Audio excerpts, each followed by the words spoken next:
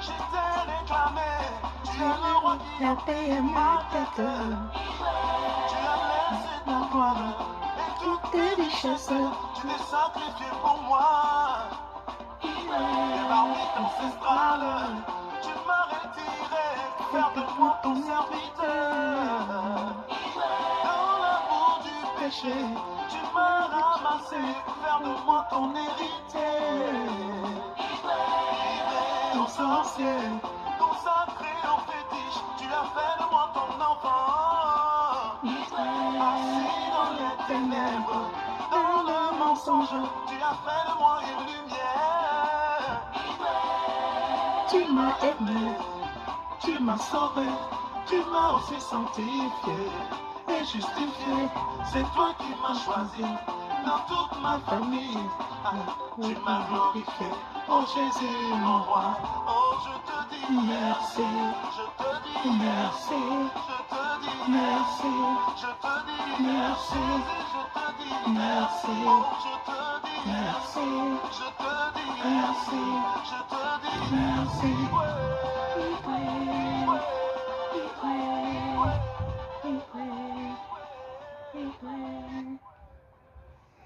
Père éternel, toi qui es le Dieu Tout-Puissant que nous célébrons, que nous adorons, c'est toi qui es notre lumière.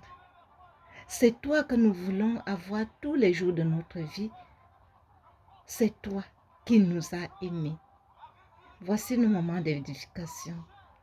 Parle à ton peuple qui m'écoute en ce moment et transforme ce peuple par la parole que tu rends puissante dans ma bouche. Au nom de Jésus-Christ. Amen. Peuple de Dieu, bonjour.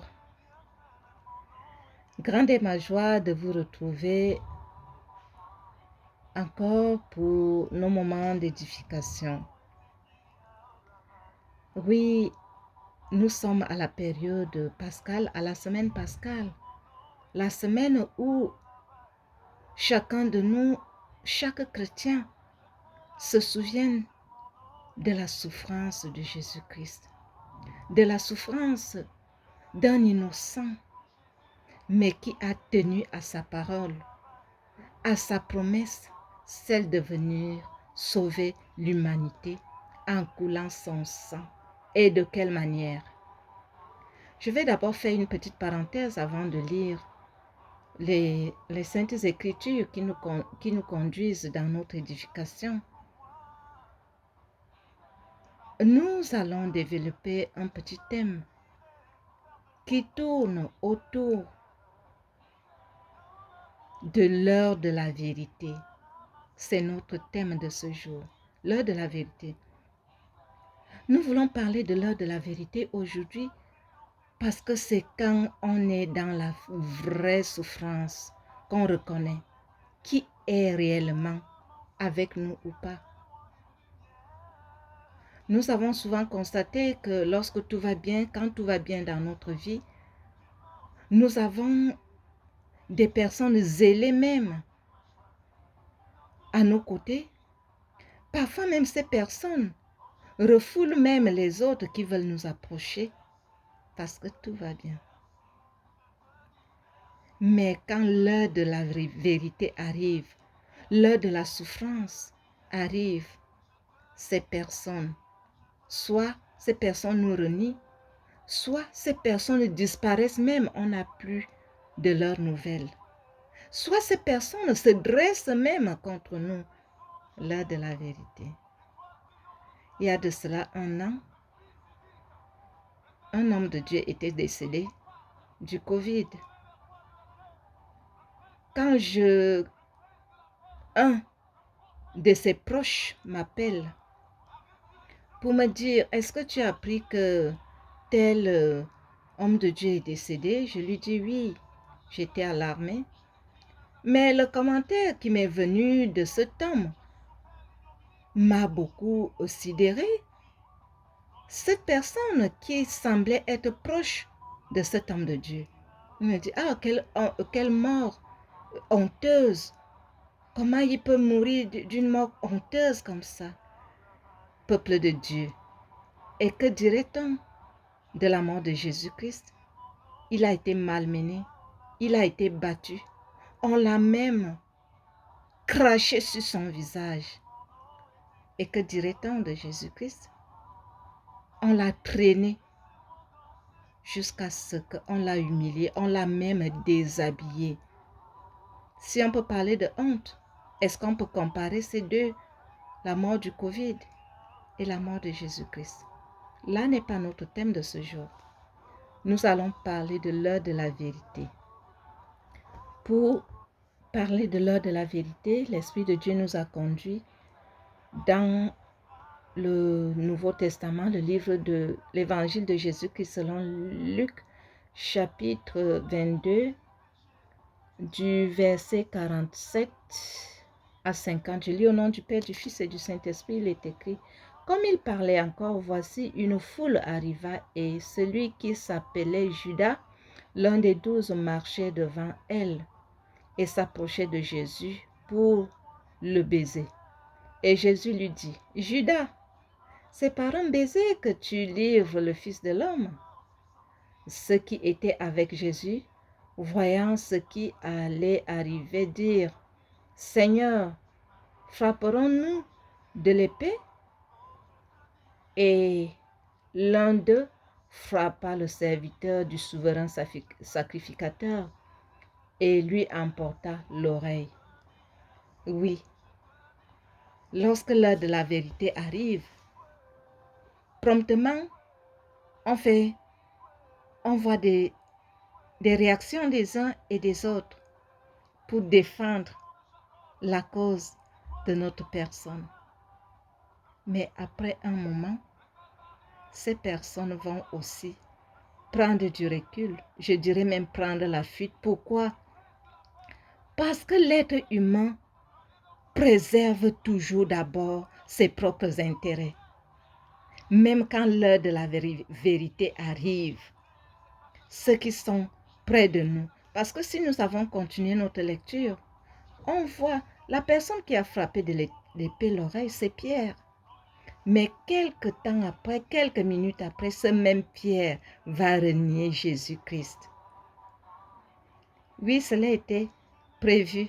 Mais toi et moi, qu'est-ce que nous faisons quand notre sœur ou bien notre frère, pour qui nous nous sommes toujours montrés trop zélés, très proches de lui, quand cette personne est dans les difficultés, quand l'heure de la vérité de cette personne arrive, quand cette personne traverse des moments très difficiles, le plus souvent, nous renions cette personne.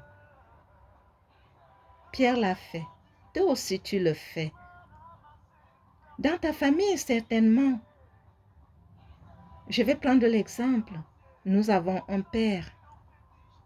Tu as été le fils le plus aimé. Les autres se posaient même la question, est-ce que papa m'aime vraiment? Papa t'a tout donné. Papa a tout fait pour toi, pour te faire peut-être son héritier, et tout le monde a adhéré à la décision de papa. Mais quand papa décède, est-ce que tu rends son œuvre? Est-ce que tu pérennises l'œuvre qu'il a faite au sein de la famille? L'heure de la vérité. Parfois, nous fuyons, et le plus souvent, nous fuyons l'heure de la vérité. Nous abandonnons la mission que notre papa nous a donnée, nous a assignée dans notre famille. Quittons la famille, parlons de l'Église. Oui, le Seigneur Jésus-Christ t'a confié une mission. Mais au moment où les épreuves deviennent rudes, tu le renies. Jésus-Christ est mort aujourd'hui pour te dire, toi qui as toujours voulu soigner tes apparences pour prouver aux gens que tu l'aimes, toi qui as toujours soigné ton apparence, tu es même prêt à te courber devant n'importe qui pour que le monde voie que tu aimes Dieu. lorsque l'heure de la vérité arrive. Toi qui t'es toujours montré que tu es attaché à tel homme de Dieu, qui t'a sorti de telle ou telle situation. Maintenant, cet homme de Dieu n'est plus. Qu'est-ce que tu fais de l'œuvre que cet homme de Dieu a faite? Est-ce que tu es là pour faire pérenniser cette œuvre? Ou bien tu renies même déjà cet homme de Dieu? Tu renies Jésus à travers cet homme de Dieu qui a travaillé, qui a bâti cette église. Je crois que je me fais comprendre. Nous voyons même ça dans nos foyers. Ton mari t'a trouvé, t'a aimé, a fait tout. Tu as même pris ce mari, juste tu l'as amené à l'épouser devant Dieu, c'est-à-dire un mariage religieux. Mais quand l'heure de la vérité arrive, tu commences à découvrir les défauts parce que personne n'est saint. Quand l'heure de la vérité arrive, les réalités du mariage arrivent. Tu renies cet acte que tu allais poser même devant Dieu. Le Seigneur Jésus-Christ, lorsqu'il meurt aujourd'hui, il ne meurt pas pour que tu continues à soigner tes apparences. Il meurt aujourd'hui pour que tu soignes ton cœur. La dernière fois, nous avons parlé des jaloux. Aujourd'hui, nous parlons des hypocrites. Nous sommes souvent entourés des hypocrites quand tout va bien. J'ai pris l'exemple de la famille, j'ai pris l'exemple de l'église, j'ai pris l'exemple des mariages. Mais quand l'heure de la vérité arrive, ces hypocrites nous renient. Le Seigneur Jésus-Christ qui est dans la tombe aujourd'hui voudrait que tu déposes dans la tombe où il se trouve parce qu'il va laisser tous nos fardeaux dans cette tombe. Dépose ce fardeau de l'hypocrisie. Ce fardeau qui t'amène à soigner juste l'apparence. Pourtant, ton cœur est rempli de jalousie, de haine et de l'hypocrisie. Cela n'est pas de Dieu. Ce n'est pas pour l'apparence que le Seigneur Jésus-Christ est venu mourir. Jésus-Christ veut ton cœur. Il sait que nous sommes faits de chair. Il sait aussi que personne ne peut être parfait au jour le jour, mais il nous demande de tendre vers la perfection. Même Paul, le grand Paul, a dit qu'il tend vers la perfection. Pour tendre vers la perfection et donner le sens à ce Jésus-Christ qui est venu mourir pour toi, à sa mort et à sa résurrection. Ne travaille plus, ne soigne plus seulement tes apparences, soigne beaucoup plus ton cœur, afin que de ce que soit extirpé tout ce qui ne glorifie pas la mort de Jésus-Christ. Tu as montré que tu étais zélé près de Jésus, mais aujourd'hui tu le renies. Que celui qui a des oreilles pour entendre ce que l'Esprit dit aux églises. Amen. Père éternel, merci pour cette parole que tu annonces à ton peuple. Transforme-nous par ta parole au nom de Jésus-Christ. Amen.